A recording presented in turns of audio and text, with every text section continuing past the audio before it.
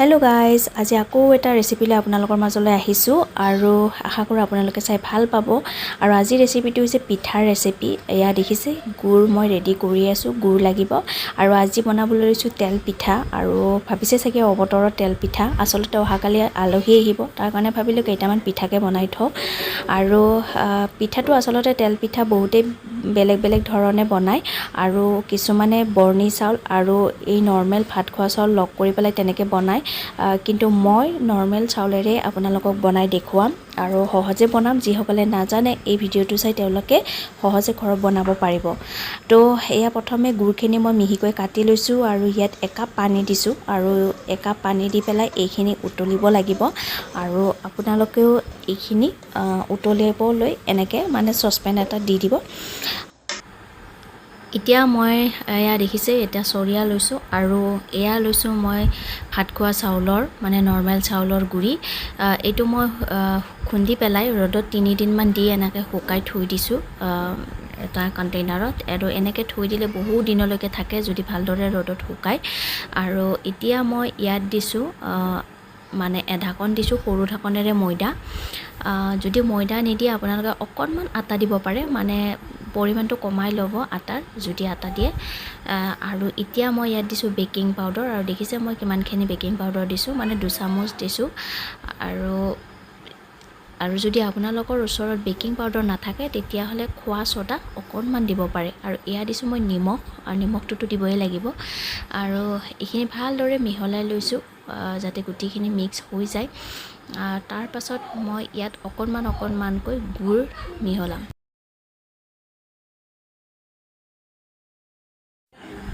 গুৰটো একেলগে দি নিদিব কাৰণ মিশ্ৰণটো ভালদৰে মিক্স হ'ব লাগিব আৰু কিমানখিনি গুৰ প্ৰয়োজন হেতুটো অনুমান কৰিব নোৱাৰি হেকাৰণে অকনমানকৈ এনেকে ঢালি থাকিব আৰু মিক্স কৰি থাকিব কাৰণ প্যাটাৰ্নটো আমাৰ পাতলো হ'ব নালাগে আৰু বহুত বেছি ডাটো হ'ব নালাগে মই দেখুৱাম কেনেকুৱা হ'ব লাগে বা কেনেকুৱা কনসিস্টেন্সি ৰাখিব লাগে মই দেখুৱাম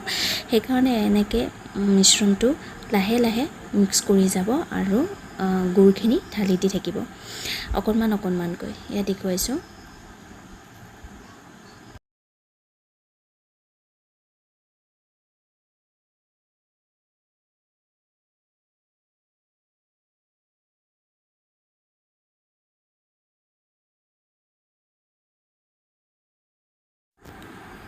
আৰু ইয়া এতিয়া মোৰ আঠা নিচিনা হৈছে মানে ইয়াত অকনমান আকো গুৰ লাগিব যেহেতু এটো বেছি গুটা হৈ গল হে কাৰণে মই আকো ইয়াত গুৰ দিম আৰু ইয়া গুৰ দি পেলাই ভালদৰে মিহলালো দেখুৱালো আপোনালোকক এইখিনি এতিয়া মই 1 ঘণ্টা বা 1.5 ঘণ্টাৰ কাৰণে ঢাকি ৰাখিম তেতিয়া মানে কি মিশ্ৰণটো আৰু ভালদৰে মিক্স হৈ যাব এয়া দেখুৱাইছো যেহেতু ইয়াত বল উঠা নাই গতিকে এইখিনি ভালদৰে মিক্স হৈছে অলৰেডি আৰু এতিয়া মই 1.5 ঘণ্টা পিছত এয়া দেখুৱাইছো আপোনালোকক দেখিছে ইমান ধুনীয়াকৈ মিশ্ৰণ তো মানে বেছি ডাঠো হোৱা নাই আৰু বেছি পানীয়াও হোৱা নাই ধুনীয়া হৈছে একেবাৰে আৰু পিঠাৰ কাৰণে এইটো প্যাটাৰ্নে পাৰফেক্ট হয় আৰু এতিয়া মই পিঠা বনাবলৈ ৰেডি হৈছো এতিয়া এখন কেৰাহী মই এনেকে ৰিফাইন ঢালি দিছো কেৰাহীখন গৰম হ'বলৈও দিছো আৰু লগতে ৰিফাইনখিনিও ভালদৰে গৰম হ'ব লাগিব আৰু ইফালে যিখিনি পিঠা মই যেটো পাত্ৰত থম হেতু পাত্ৰত মই এয়া দেখিছে আপোনালোকে টিস্যু পেপাৰ লৈছো আৰু সেইখিনি মই যাতে তেলখিনি মানে কাগজতে লাগি থাকে সেই কাৰণে এনেকে পাৰি দিছো টিস্যু পেপাৰ নাথাকিলে আপোনালোকে কাগজো দিব নৰমাল কাগজ বা বাতৰি কাগজ যদি থাকে হেয়াও দিব পাৰে আৰু এতিয়া মই আৰম্ভ কৰিছো পিঠা আৰু দেখিছে মই প্ৰথমে এটু পেলাই চাইছো কেনেকুৱা হৈছে তেলটো গৰম হৈছে নে নাই যেটো তেলটো গৰম হৈছে এতিয়া মই ইয়াত লাহেকৈ এপাত গোল কৰছ লৈ এনেকে ঢালি দিছো আৰু এতিয়া লাৰিব নালাগে ধুনীয়াকৈ পিঠাখন ওপৰলৈ উঠি আহিব আপোনালোকে চাই থাকিবচোন এ দেখিছে ইমান ধুনীয়াকৈ উঠি আহিছে ওপৰলৈ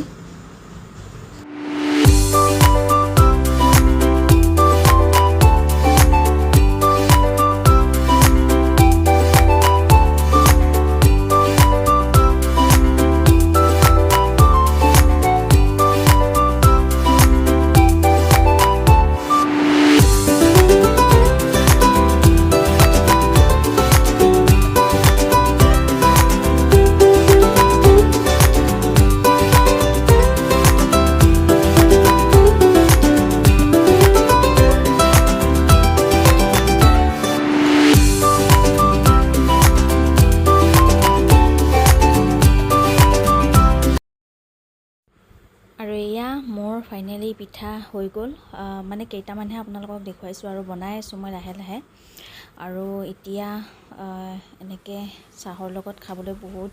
টেষ্টিয়ে হৈছে আৰু আপোনালোকে এনেকৈ ট্ৰাই কৰি চাব আশা কৰোঁ আপোনালোকে ভিডিঅ'টো চাই ভাল পাইছে ধন্যবাদ